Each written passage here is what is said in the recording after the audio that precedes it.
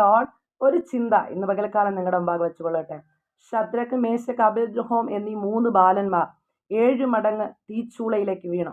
ഈ തീച്ചൂളയിലേക്ക് 7 മടങ്ങ് തീ കൂട്ടി അതിലേക്ക് എടുത്തെറിയുന്നുമ്പേ നെബൂഖദ്നേസർ രാജാവ് അവരോട് ചോദ്യം ചോദിക്കുക, നിങ്ങളെ എൻ്റെ കയ്യിൽ നിന്ന് വിടുവിപ്പാൻ കഴിയുന്ന ദേവനാർ? എന്നാൽ ഈ തീച്ചൂളയുടെ നടുവിൽ നിന്ന് ഇവരെ കൊണ്ടുപോയി ഇട്ടവരൊക്കെയും ദഹിച്ചു പോയിട്ടും അവർക്കൊരു കേടും തട്ടാതെയും അതുപോലെ 4-മനാ ഒരു ദൈവ സാന്നിധ്യം അതിനകത്ത് ഇറങ്ങുന്നതും കണ്ടപ്പോൾ രാജാവ് അവരെ വിളിക്കുക, അത്യുന്നതനായ ദൈവത്തിൻ്റെ ദാസന്മാരെ എന്ന്. നോക്കണമേ, നിങ്ങളെ എൻ്റെ കയ്യിൽ നിന്ന് വിടുവിപ്പാൻ കഴിയുന്ന ദേവൻ ആരെന്ന് ചോദിച്ച അതേ നാവ് കൊണ്ട് അത്യുന്നതനായ ദൈവത്തിൻ്റെ ദാസന്മാരെ എന്ന് വിളിക്കത്തക്കരുത് അവിടെ വലിയൊരു അത്ഭുതം നടന്നു. ഒരു വലിയ സാക്ഷ്യം അവിടെ ഉളവായി. അങ്ങനെയെങ്കിൽ ആമെ വിളിച്ചു വേർതിരിക്കപ്പെട്ട ദൈവസന്നിധിയിൽ ആമെ വിശ്വസ്തയോടെ നിൽക്കുന്ന ദൈവമക്കൾ ഒരു തീച്ചൂളയ്ക്കകത്ത് വീണുപോയാൽ ആമെ ഭാരപ്പെടണ്ട.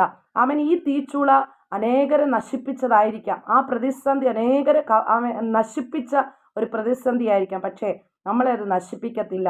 നമ്മൾ അതിൽ നിന്ന് ആമൻ പുറത്തു വരും. ആമൻ അത് അനേകർക്ക് സാക്ഷ്യമായി തീരും. അതിനകത്ത് ഇറങ്ങുന്ന ദൈവസാന്നിധ്യം അനേകർ കാണും. ആമൻ ആകയാൽ ഭാരപ്പെടേണ്ട. ദൈവസന്നിധി കാത്തിരുന്ന് പ്രാർത്ഥിക്ക്. ഈ തീച്ചൂളയുടെ നടുവിൽ അനേകരെ നശിപ്പിച്ചു കളഞ്ഞ ആ പ്രതിസന്ധിയുടെ നടുവിൽ ആരും അനുഭവിക്കാത്തൊരു ദൈവസാന്നിധ്യം നിങ്ങൾ അനുഭവിക്കുന്നുണ്ട്.